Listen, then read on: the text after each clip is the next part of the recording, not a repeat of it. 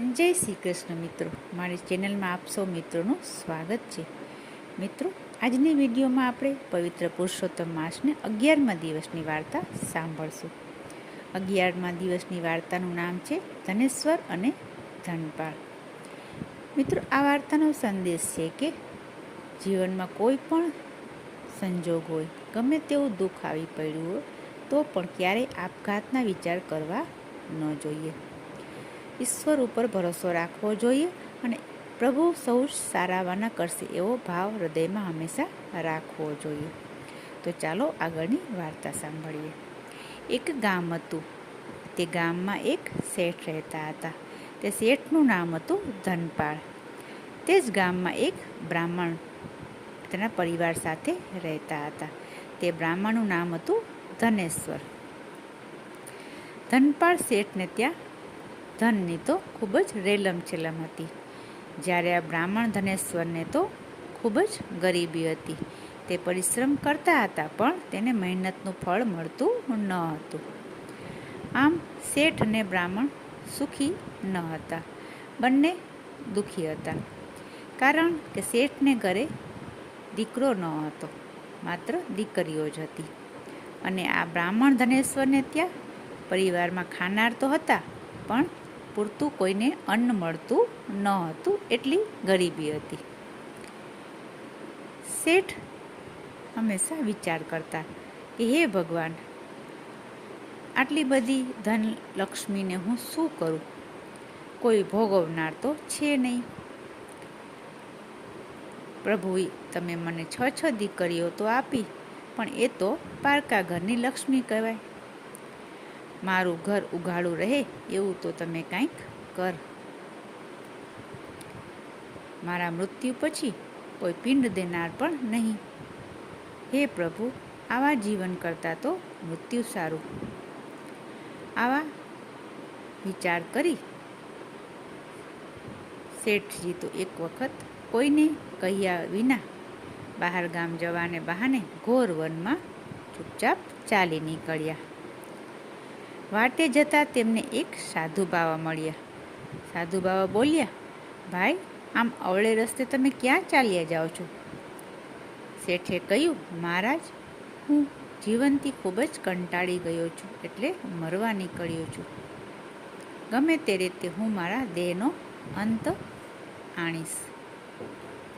શેઠની વાત સાંભળી બાવો બોલ્યો, ભાઈ, મરવું કરશો નહીં, દુઃખ પડે તો ડરશો નહીં, અવળે રસ્તે ચડશો નહીં. બાવાએ કહ્યું, શેઠ, તમે પાછા વળો.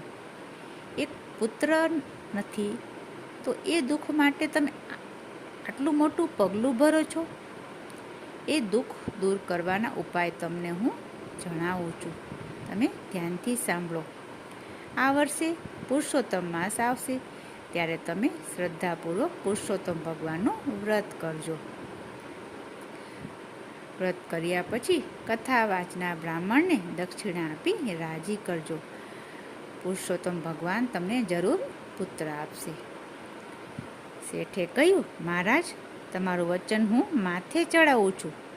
જો મારે ત્યાં પુત્ર થશે તો હું તેના ભારોભાર સુવર્ણ બ્રાહ્મણને દાનમાં આપીશ. તે બ્રાહ્મણનું મન ક્યારેય નહીં દુભાવવું. પુત્રથી વધારે મારે શું જોઈએ? આમ કહી બાવાના વચન પર વિશ્વાસ રાખી શેઠજી તો પાછા ઘરે વળ્યા અને બાવાજી જંગલમાં અંતર્ધ્યાન થઈ ગયા. હવે આ બાજુ ધનેશ્વર પણ ભૂખ તરસથી લથડિયા ખાતો વનમાં જતો હતો. એવામાં તેને પણ પેલો બાવો સામો મળ્યો. સાધુ બાવાએ પૂછ્યું, ભાઈ, તમે અવળે રસ્તે ક્યાં ચાલ્યા જાઓ છો? બ્રાહ્મણે જવાબ આપ્યો, બાવાજી, હું મરવા જાઉં છું, તમારે શું? બાવો બોલ્યો, મરવું કરશો નહીં, દુઃખ પડે તો ડરશો નહીં, અવળે રસ્તે ચડશો નહીં. મહારાજ, તમને શેનું દુઃખ છે? પૈસાનું દુઃખ છે ને? બાવાની વાત સાંભળી બ્રાહ્મણ બોલ્યો, હા બાવાજી, હું પુરુષાર્થ કરીને થાકી ગયો, પણ બધામાં મને નિરાશા મળી છે. મારું દારિદ્ર્ય દૂર થતું નથી. બાવાજી કહ્યું, ભાઈ, આ વર્ષે પુરુષોત્તમ માસ આવશે, ત્યારે તમે વ્રત કરજો ને કથા વાર્તા વાંચજો. તમારું ભવનું દરિદ્ર મટી જશે. આપઘાત કરવો એના જેવું તો કોઈ મોટું પાપ નથી. જો આપઘાત કરશો તો આથી ભૂંડો તમને અવતાર મળશે, અને અનાજ તો શું, પાણીએ નહીં મળે. આવી રીતે સાધુ બાવાએ બ્રાહ્મણને સમજાવ્યા. બાવાના શબ્દો ઉપર ધનેશ્વર બ્રાહ્મણને વિશ્વાસ આવ્યો. તે પાછા ઘરે આવ્યો, અને સમય જતાં પુરુષોત્તમ માસ આવ્યો, ત્યારે પુરુષોત્તમ માસનો વ્રત કરવાનો સંકલ્પ કર્યો. પુરુષોત્તમ માસ આવ્યો એટલે ધનેશ્વર બ્રાહ્મણ વહેલો ઉઠે, નદીએ જાય, નાહી ધોઈને પીપળાના ઝાડ નીચે બેસે અને કથા વાંચે. ધનપાળ શેઠે પણ પુરુષોત્તમ માસનું વ્રત કરવાનો સંકલ્પ કર્યો હતો.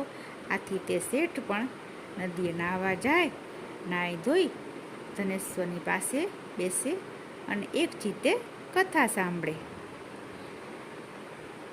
શેઠાણીને તો પૂરા દાડા જતા હતા. અધિક માસ અડધો પૂરો થયો ત્યાં તો શેઠના ઘરે પુરુષોત્તમ ભગવાનની કૃપાથી ફૂલ જેવો દીકરો અવતર્યો. દીકરાને જોઈ શેઠજી તો રાજીના રેડ થઈ ગયા. થોડા દિવસો થયા, પુરુષોત્તમ માસ પૂરો થયો એટલે શેઠજીએ વ્રતનું ઉજવણું કરવાનું નક્કી કર્યું. વ્રતના ઉજવણામાં શેઠજીએ પ્રેમથી બ્રાહ્મણોને જમાડ્યા. ધનેશ્વર બ્રાહ્મણને પોતાના ગોળ તરીકે ગણી છોકરાના ભારોભાર સુવર્ણ આપ્યું અને કહ્યું, મહારાજ, તમે મારે ત્યાંથી દર મહિને ખાવા માટે જોઈએ તેટલું અનાજ લઈ જજો. આમ ધનેશ્વર બ્રાહ્મણને પણ પુરુષોત્તમ માસના વ્રતનું ફળ ભગવાને આપ્યું, અને ધનેશ્વરને તો આ ભવનું દરિદ્ર દુઃખ મટી ગયું.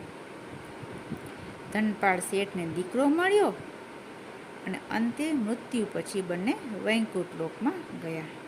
તો આવો છે મિત્રો પુરુષોત્તમ માસનો પ્રભાવ.